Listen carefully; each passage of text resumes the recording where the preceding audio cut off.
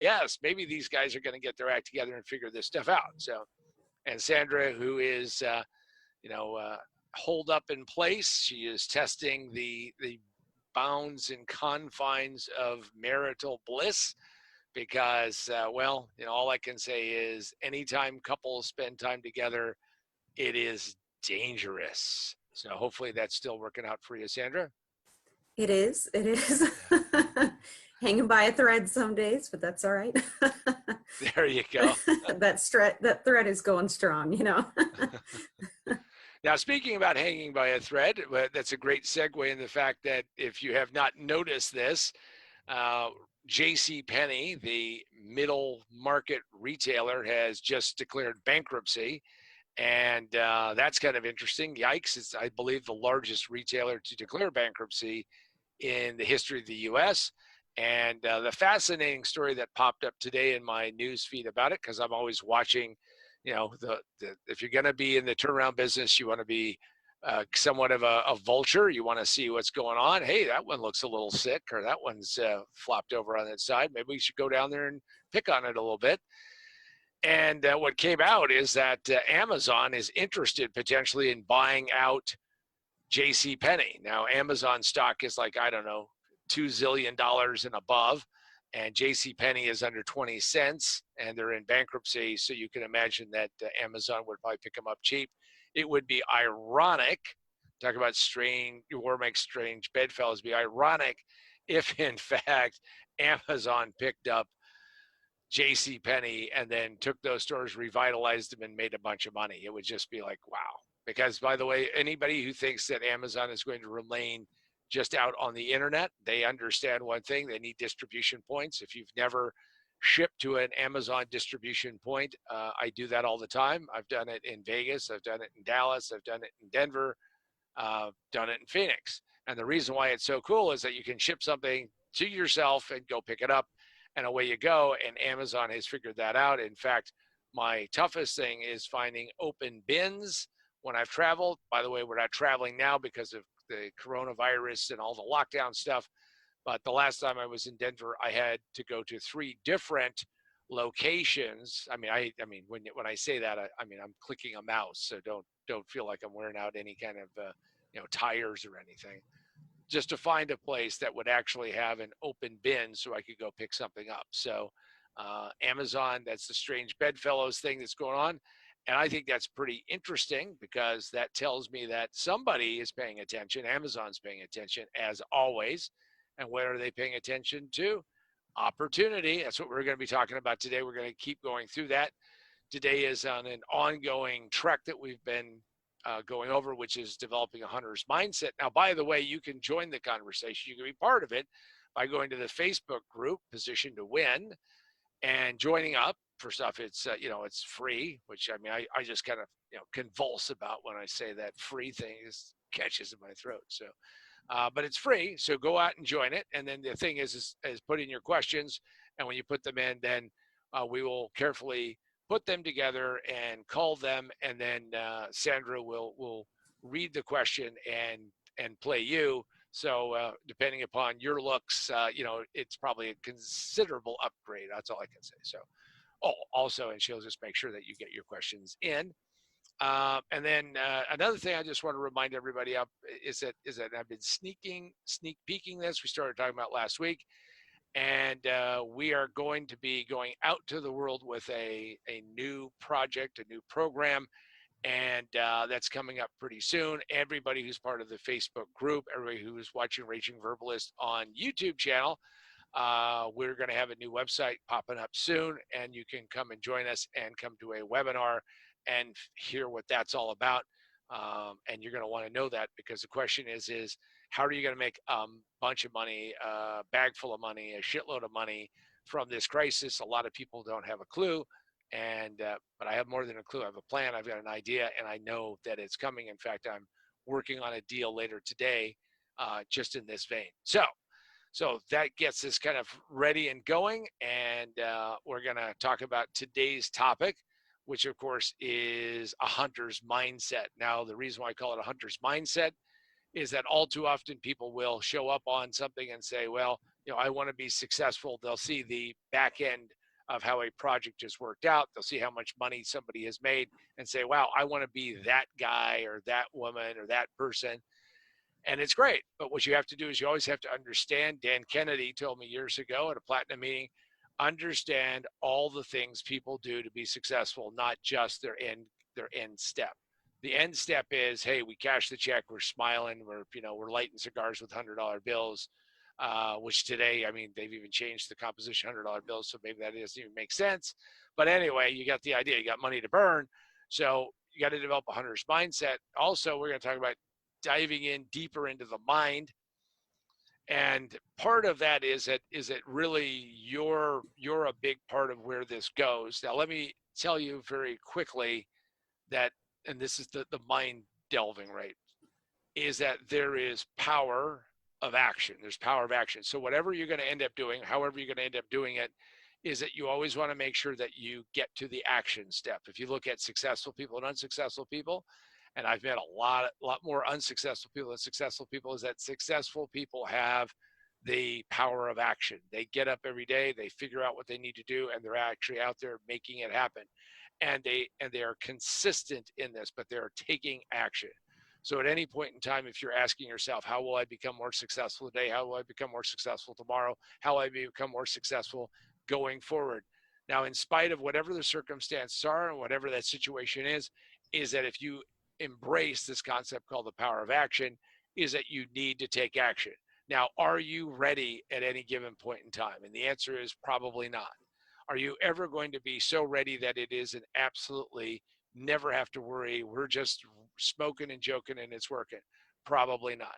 But see, the power of action is whatever you have right now, you have to go and step forward and take action, because without action, we have inaction, and with inaction, we have actually no success. And the last thing you want to do is be sitting on the side of the road, not doing something.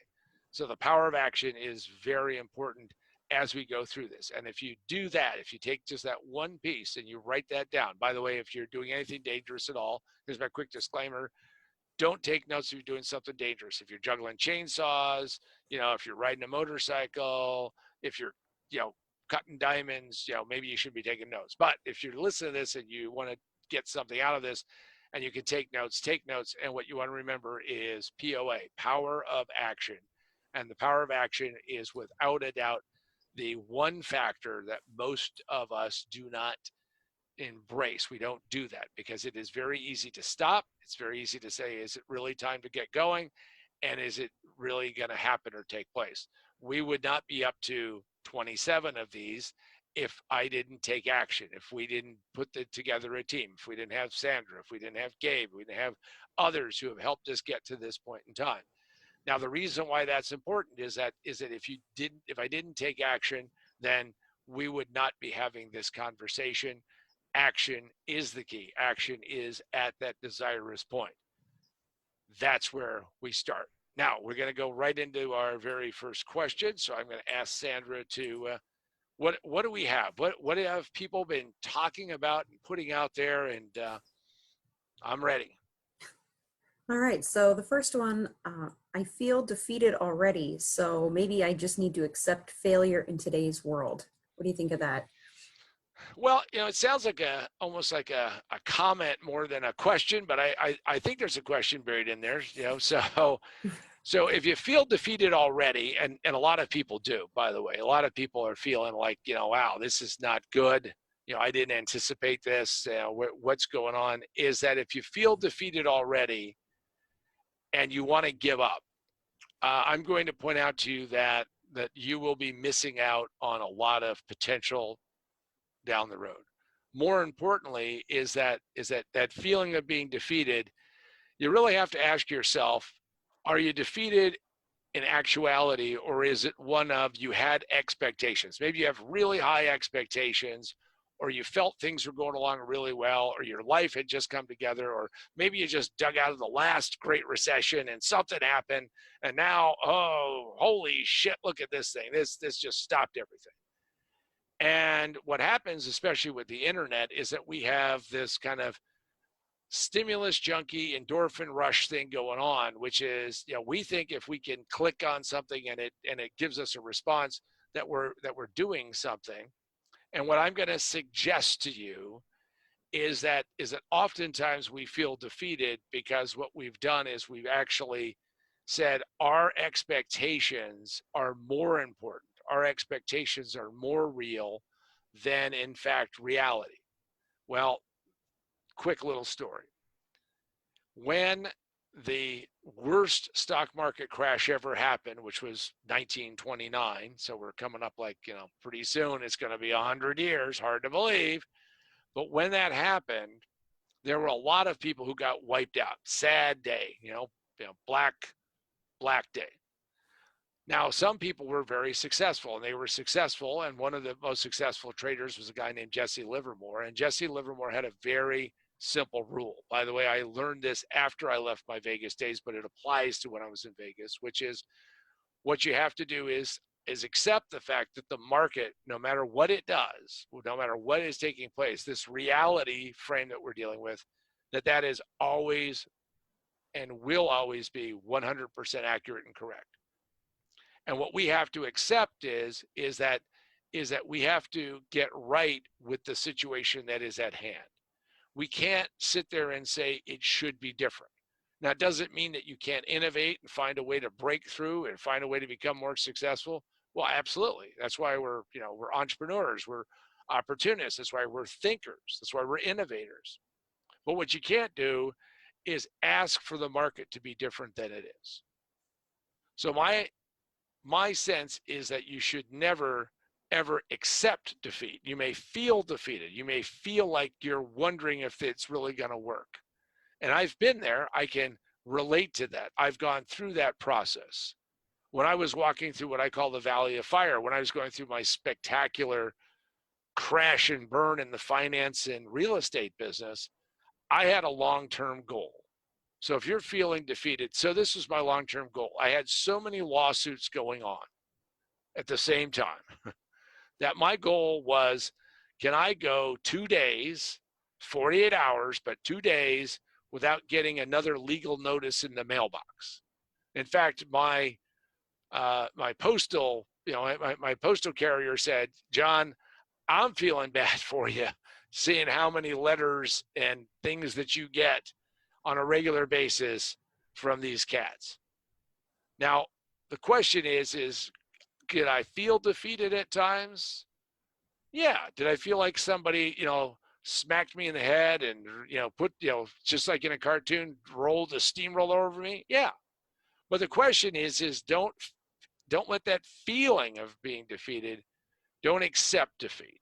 Because if you accept defeat, then in fact you are lost at that point in time. So my suggestion to you, what I would point out to you, is that every single person who's out there, if you're feeling that anxiety, feeling that sense of being defeated, is don't accept failure.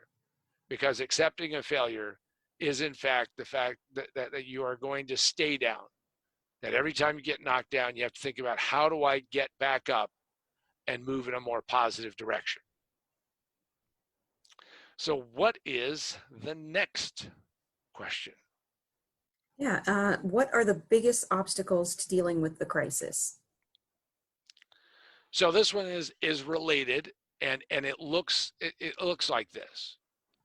An obstacle of dealing with a crisis is that when you're faced with a crisis, so let me just point out, those 6 simultaneous lawsuits, on top of which dealing with my bankruptcy, which I didn't even include as a lawsuit because that was just a process, but it was definitely dealing with that. So at one point in time, I had 8 of these balls in the air. What I started to understand is that the obstacle of dealing with that crisis is letting the crisis suck all the energy out of me and stopping me from actually doing what I needed to do. And what I needed to do was build a plan to the future.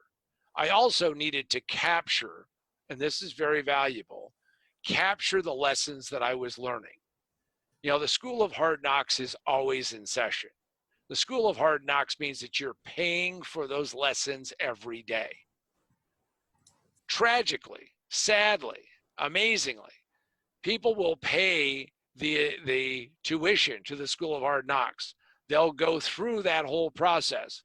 And what they come out with on the other side is, I'm never going to do that again, or I'm never going to, I'm not going to really learn from that experience. And or what they learn is revulsion.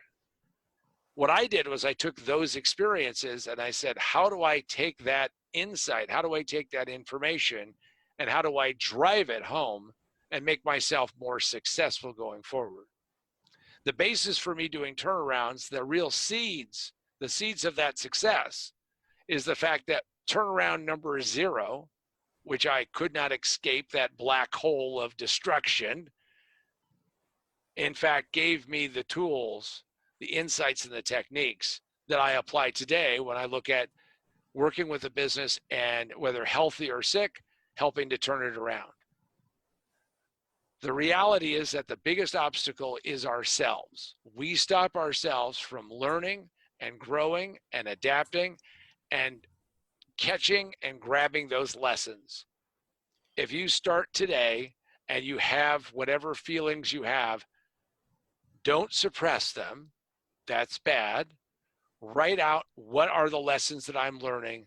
And more importantly is that once you get them out of you, you have my permission, if you so need it. You should have your own permission to release that negative emotion. See, if we carry that negative emotion with us, it is the equivalent of carrying, and people do this. You'll meet people who have, big, now these are metaphorical, but you can smell them anyway. And that is, they're carrying big bags of shit that they have slowly accumulated over their life, which are all the disappointments, all the setbacks, all the failed projects, all the, it didn't meet my expectations, all the relationships that went south, and they just gather those up and carry them forward.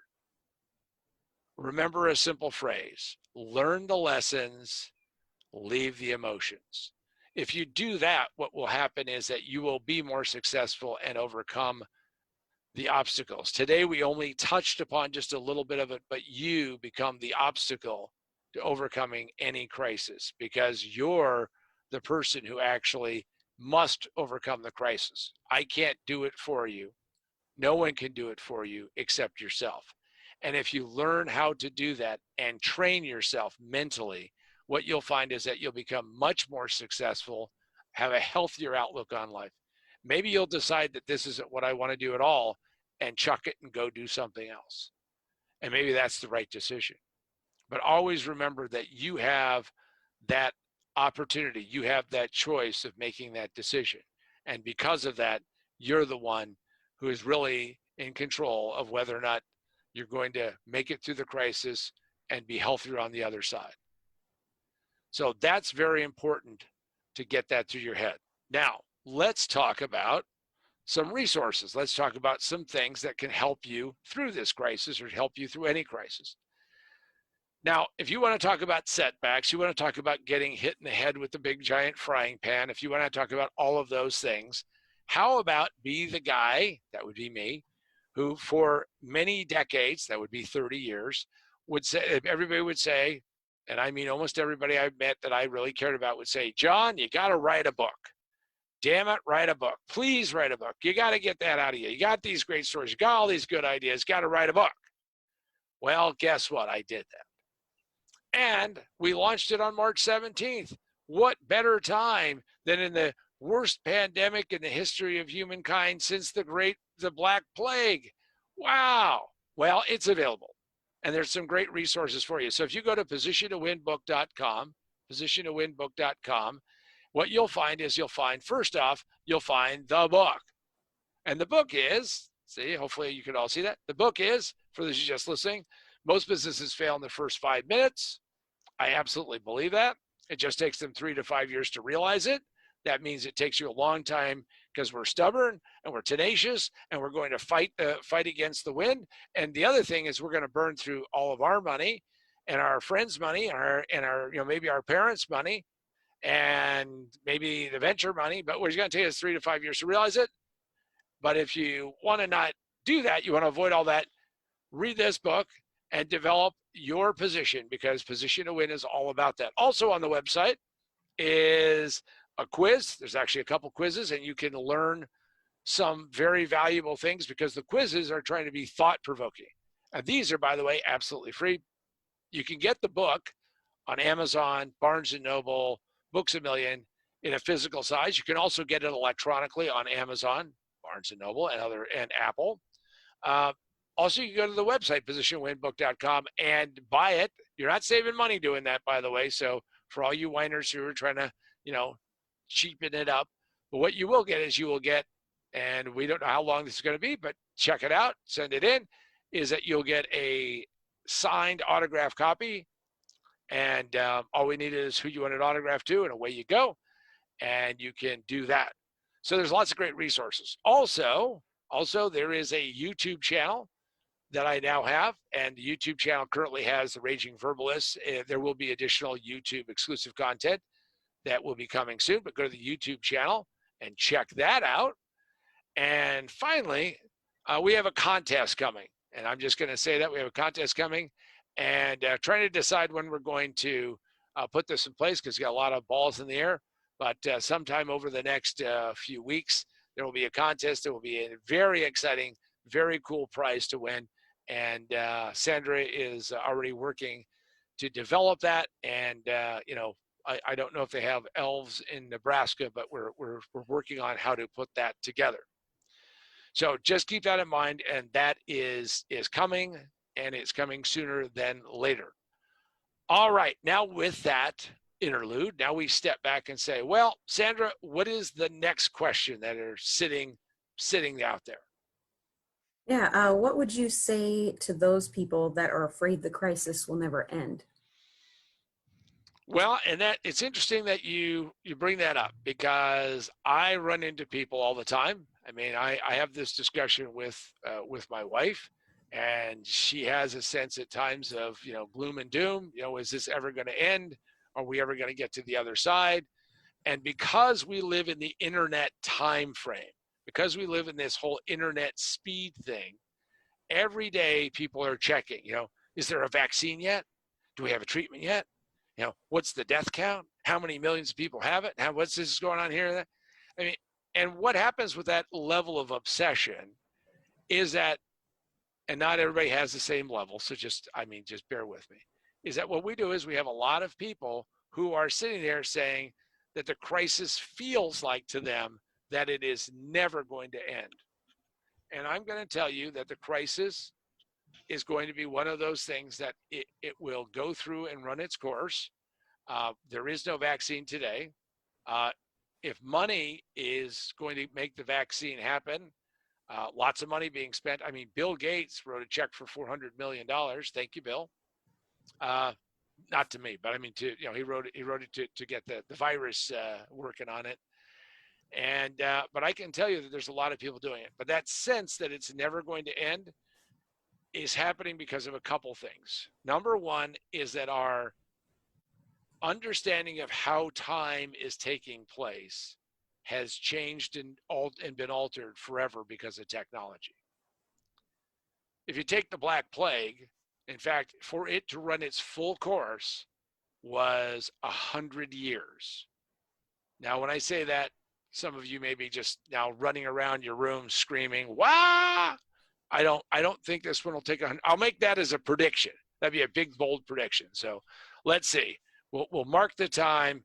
Okay, we'll mark the time, and 100 years from now, we'll meet again, and we'll see. Assuming I'm alive, right? Because life extension is going to happen, or maybe the singularity, and we'll see. John said that it would be done in 100 years. So how about that? You'll have May 22nd, and it'll be what century? 2120. Okay. No worries. I mean that's a pretty easy prediction to make. I couldn't get anybody to take a bet on that one. Maybe there's somebody, but the point of it is that we have a tendency to think in terms of internet space and time, that it's not being done fast enough. So that's why it seems elongated. What I would suggest, again, we're back to taking positive action, doing positive things, and not making yourself crazy because this hasn't happened or that hasn't happened. We're going to have, as every advancement in medicine and technology has taken place, setbacks. We're going to have things that look good that don't work, and that's just the way it's going to be. So the real question is how do you control your own mindset, which is really what we're talking about in for the last few weeks, and we're going to keep talking about it because it's such an important topic. So will it last and not end? Well, it will end, because what we'll do is we're figuring out how to deal with it. And here is the big, I'll give you the big M word. The big M word is we're going to learn to manage our way through it. And we will figure out how to get this to work. We're going to figure out how to get things back to, but there's no back to normal, to a new. We're going to lurch forward to something new that's going to work. And because of that, we're going to go through it.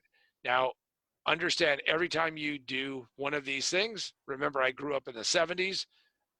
I have photos of me in giant bell-bottom pants. Why the hell I ever thought those were cool, I don't know. But you know what? Hey, it was mod, it was hip, I was looking good. But you know what? In 100 years, we'll look back at this and go, what were we thinking about some of this stuff? But that's the nature of life. So will the crisis eventually end? I think it will be, but it will be managed much sooner than it's going to, quote unquote, end. Because in human condition, as we typically deal and cope and manage with these things, and because of the way we manage them, we will be able to get to the other side and have a way that we will be able to live our lives and be able to do things that we want to do. We had, in many ways, understand 7.2 billion people on the planet or thereabouts.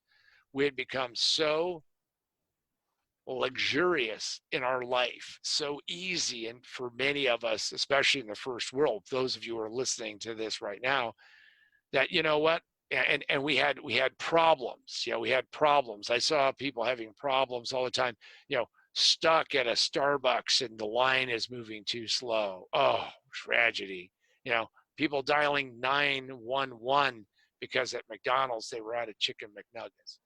Well, you know what? All of that trivial nonsense got blown out of the window when we have this kind of problem and this kind of crisis. Now, we have a lot of overreaction. So the question is you need to manage yourself, manage your situation, and be as safe and healthy as you possibly can be. I'm not a believer in saying I'm going to, throw caution to the wind. I'm going to, damn the torpedoes. I'm telling you, you just got to learn how to manage and manage and manage. So what is our next question? I mean, we have, it's kind of an interesting theme today, Sandra. That's right. This one's kind of a follow-up with the first one, or the one I just asked you. How will a hunter's mindset help guard against it? So we have a real simple choice. Do you want to have a mindset that you're going to be successful in this day and age? Are you looking for opportunities? Are you looking for things that are going to come back? And if you're doing that, then what you're doing is you're developing what I call a hunter's mindset. And a hunter's mindset is, let's go seek the targets and opportunities that we need to go find. And the reason why it helps guard against it is that we're now taking positive action. We're not fixated. We're not focused. We're not totally motivated to look at these things and say, oh, look at this problem and look at that problem. Now, I was just talking to potential client in Spain yesterday, and he was talking about how severe the lockdown was and how it's affected the business and how it's done these things. But the interesting thing about it is that he actually has, to a certain extent, maybe not to where I'm trying to get everybody to, but he has a hunter's mindset, because now he's trying to figure out how he's going to grow his business as he moves forward. How do we go out there and do that? And so the guard that it does, the thing that it does is and I love this word because it can be taken the wrong way, is that it is a prophylactic against negative emotions. Taking positive action helps you move in, I think, a better and right direction and gets you to where you're not as concerned about the crisis and being sucked into the crisis and being held by the crisis and being pulled into the crisis, but in fact are working your way through to the other side and having opportunity eyes. And that's why I think that if you do it properly, this helps you guard against that crisis defeatist mentality. All right, what's our next question? How do you develop a hunter's mindset? So we've talked about how it's important to have a hunter's mindset, but how do you develop one? And the first thing is that every time you see a potential or any issue, anytime you see any issue, understand that negative or positive, and right now, let's make no mistake about this crisis is rather negative for lots of parts of the world, is that in fact what you have to do is you have to ask yourself, so what is the other side of it? What is the opportunity? Talking to a client the other day, the industry he's in is going through catastrophic failures. And what I said is, okay, now that one of the big Mac daddies in this industry has lost $3 billion, which is like real money, how do you now get your head wrapped around going to them and developing a strategy and developing a capability that can help them overcome that? $3 billion of loss is lots of opportunity. So how you develop a hunter's mindset, base level, first step is understand that you need opportunity eyes. You need to look around and say, every one of these circumstances and situations is an opportunity. See, I had no idea this morning that when I was prepping for this episode, that Amazon was seriously looking at JCPenney to snag some locations and get a distribution center. Wow. Now, do they need a big giant distribution center? I can't imagine what that would look like, but maybe they do. But at the prices that they're at the place that this is at, they're looking at it with opportunity eyes. So the first step in developing a hunter's mindset is you must have opportunity eyes. You have to see opportunity all around you. Everyone who gets sucked into the tragedy, everybody who gets sucked into the emotional downward spiral misses an opportunity and misses why we're doing what we're doing. And I'm talking about anybody who's an entrepreneur. Anybody who's an entrepreneur, understand entrepreneurs solve problems by finding deficiency. Think about that. Let me say it again. Entrepreneurs solve problems by finding a deficiency. If everything was working just fine, right? This is if it ain't broke, don't fix it. Well, I'm going to tell you, if it ain't broke, maybe it's time to figure out a better way, because once you have any system, you can optimize it and take it to the next level. Innovation is all about pushing forward and going beyond where we are today. This crisis points out the fragility of so many businesses. 32.5 million businesses in the US, that are rated. There are millions of small micro businesses that aren't even in that tally, probably at least another 10 million, I'm guessing, maybe 20. Every single one of them, with the exception of maybe Apple, Amazon, Facebook, Google, and Microsoft, and a few others, are going to need some level of a turnaround. Opportunity is going to take place. So part of developing a hunter's mindset is, can you see opportunity in the midst of this crisis and make it your own? Now, having said that, let's talk about a couple things that are going on. First and foremost is that if you aren't joining me, especially since you're joining me for Raging Verbalist, for my freemium that I do, that means no money, for my once a week sales meeting, which I call Speed Start Monday, is that we have a freemium that goes on. It's short, it's about 10 minutes long. And what you do is you get a little taste, you get a little cutlet, you get a little, chip with some salsa on it. This isn't like getting the whole big giant bag at the Sam's or the Costco, but you're getting a little taste. And that comes up every Monday at about 6:45 a.m. Now, as we're recording this, understand, putting this together and laying this out and broadcasting, we're saying this, understand that Monday is a holiday, so there'll be a Tuesday. But what you want to do is you want to check out Speed Start Monday and the freemium, and that gets posted just like this does out there and broadcast through Facebook land, and it goes up on the Position to Win group. So check that out. Also, if you're not a member of the Facebook group, what are you waiting for? I mean, put in your questions.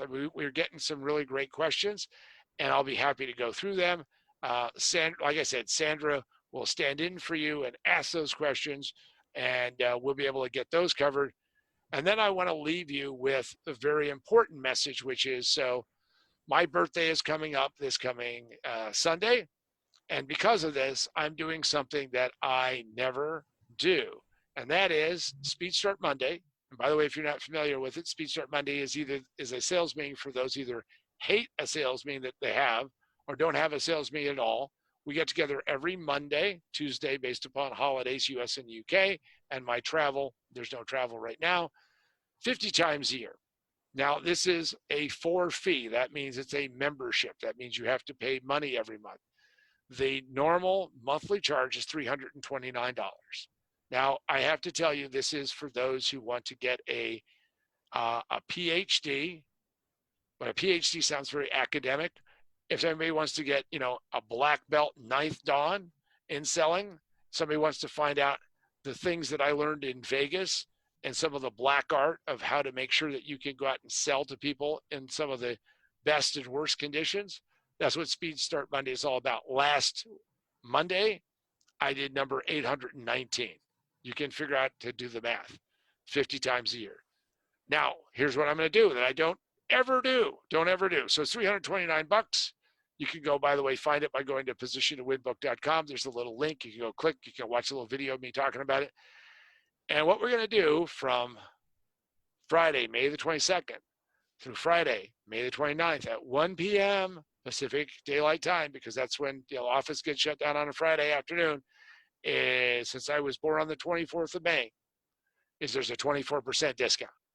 So that means that you're going to save $78.96, but I'm going to round it up. I'm going to give you an extra 4 cents, because that's just the kind of guy I am. And it's an even $250. And if you sign up and you stay with it and you stick with it, guess what? I'm going to grandfather you in. You're going to get that discount going forward. And for those who wonder if this is for them, I would just say to you, go check out and see what some of the people have said about it. And this is for those who are very serious about their career, about their business, about their market, and what they're going to do. Further is that every quarter, that's every 3 months for those of you who don't know what that means, for every quarter, I do what's called a breakfast club. And the breakfast club is, because I always work every Saturday morning, and what we do every quarter is we have the breakfast club. It's 2 hours, and it is from 7 to 9 a.m. And if you sign up on this very special offer before the 29th, you get to come on the breakfast club on May the 30th. Oh, by the way, we have a membership platform, and you'll have access to that. Right now, we have about 200 of the episodes up there. So we have lots of great content to listen to. You have lots of things that you can find out. Also, if you come on Speed Start Monday and you hang to the end, you can ask me a question. As long as it's not personal and it's not too involved, we'll get to it, and away you go. So just remember that there's a special offer for Speed Start Monday from May the 22nd to May the 29th. Closes out at 1 p.m. Pacific Daylight Time. Hopefully you make it in under the wire. And if you do, you can then talk to me on May the 30th. Also, it allows you to do that. We do. And if you sign up in May, by the way, you go all the way to the end of June, and then we start you on a regular cycle. So that's a very special thing that I'm giving to everybody out there. And I very, very rarely ever discount. But this is a case where we're putting out a discount based upon my birthday. Now, with that, I just want to wrap up by thanking Sandra for coming on and, stepping up and asking the question. So thank you, Sandra. Any final thoughts that you have? Oh, tips on staying positive. How's that? That's good. All right. So here's the tip on staying. Let's just have one tip: staying positive. So whenever we're sitting there and we become self-possessed and our brain is overflowing and we're trying to, all these things are just flooding in there, is to sit down and write out the things that you are really concerned about. Write these out, write them out as fast as you can. Don't stop writing, and do that for 5 minutes. And what you want to do is then you want to look at that. You want to say, okay, what lessons can I learn from this? And then what you want to do is you want to take that page. Again, I like to do it on a sheet of paper. You can do it in some other way. But then what you want to do is you want to take it and you want to tear it up, you want to burn it, you want to shred it, you want to crunch it up, throw it away, and say, you know what? I'm releasing these negative thoughts. Do that on a regular basis, and it can even be minor things. Husband doesn't put the cap on the toothpaste, or something like that. I don't know. I mean, it's human beings irritate other human beings, but for some reason we all want to huddle together. So that would be my positive tip that I would give everybody, Sandra. Perfect. Sounds good.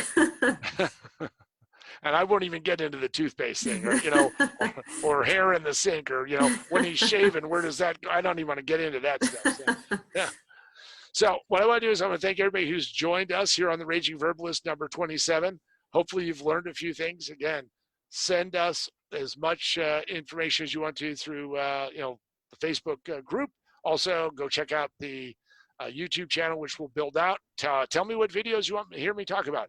And with that, I just want to wish every single one of you a great holiday. If you're listening to this, live, if you're listening to this off of YouTube, obviously it's already taken place. But go have a great holiday. Be safe, be sane, be successful. And that means the Raging Verbalist is now over. Thanks, everybody.